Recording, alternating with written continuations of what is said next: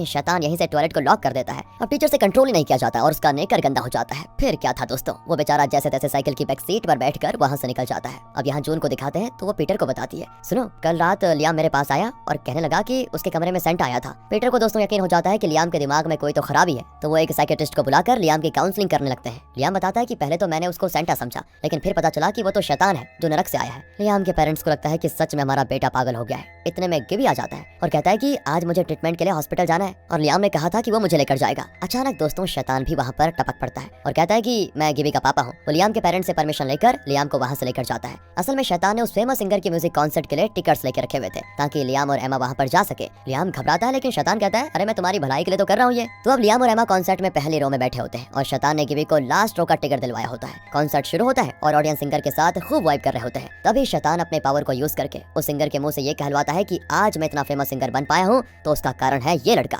ये कहकर वो लियाम की ओर इशारा करता है और उसे स्टेज पर बुलाता है। लियाम तो शैतान पर चिल्लाता है कि अरे ये तुमने क्या किया, मुझे ना गाना आता है ना डांस करना, मेरी तो बेइज्जती हो जाएगी। शैतान कहता है कि ऐसा मौका हर किसी को नहीं मिलता, तुम बस हाथ पर हिलाओ वही तो डांस होता है। इस पर लियाम भी बहुत ही भद्दा सा डांस करने लगता है, लेकिन स्टेज लाइटिंग वगैरह की वजह से उस सिंगर के गाने के साथ लियाम का डांस सिंक होता है और सभी उसे खूब चीयर करते हैं। और दोस्तों इस कॉन्सर्ट के द्वारा लियाम हो जाता है बहुत ज्यादा फेमस। वो एमा को भी स्टेज पर बुलाता है, दोनों मस्त डांस करते हैं। यहाँ गिबी के पास एक लड़की खड़ी होती है। गिबी उसे बताता है कि पता है वो डांसर मेरा बेस्ट फ्रेंड है, पर वो लड़की गिबी को डांट कर कह देती है कि ऑलरेडी मेरा एक बॉयफ्रेंड है बेटा। और इस पर गिबी निराश हो जाता है। और जब डांस खत्म होता है तो एमा लियाम के गाल पे किस करती है। उस रात लियाम बड़ा खुश होता है और गिबी को बताता है कि पता यार आज मेरी लाइफ का बेस्ट दिन था। और गिबी कहता है कि ये मेरा बुरा दिन था यार, पता है तुझे, तुम्हें तो शैतान की वजह से मजे करने को मिल रहे हैं पर मुझे मेरे दांत की वजह से इंसल्ट मिल रही है। आज एक लड़की ने मेरे दांत की वजह से मुझसे मुंह ही मोड़ लिया। बाहर से इनकी बातें सुनकर पीटर को शक होता है और वो जून को लेकर आ जाता है। लियाम गिबी से उसे शैतान और उसकी 3 विशेस के बारे में डिस्कस कर रहा होता है। ये सुनकर ये लोग ज्यादा ही घबरा जाते हैं कि ये जरूर पागल हो गया है। लियाम गिबी से कहता है कि कल मैं एमा के साथ डेट पे जा रहा हूँ, तब मैं उसे अपने दिल की बात बता दूंगा। और उसकी बातों को आधा अधूरा सुनकर ये लोग फैसला कर लेते हैं कि कल कोई गड़बड़ी होने वाली है, हमें अपने बच्चे को रोकना होगा। लियाम कॉल कट करता है तो खिड़की पर एक कौवा आ जाता है और खिड़की को नॉक कर करके कहता है कि यार जल्दी खोल, मुझे अंदर आना है। लियाम भी चौंक कर खिड़की खोलता है तो वो कौवा अंदर आ जाता है। अरे ये तो असल में शैतान है और कहता है कि देखो मुझे गर्म जगह में रहने की आदत है पर यहाँ बहुत ज्यादा ठंड है, मुझसे बहुत देर बाहर नहीं रहा गया। वैसे कॉन्सर्ट कैसा था, तुमने एंजॉय तो किया ना। पर लियाम गिबी के बारे में सोच रहा होता है क्योंकि उसके दांतों की वजह से वो बेचारा परेशान है। तो लियाम शैतान से कहता है कि मैंने अपनी दूसरी विश मांगने का फैसला कर लिया है। ये सुनकर शैतान बड़ा खुश होता है। लियाम कहता है कि ये विश मेरे लिए नहीं, मेरे दोस्त गिबी के लिए है, उसके दांत ठीक कर दो प्लीज।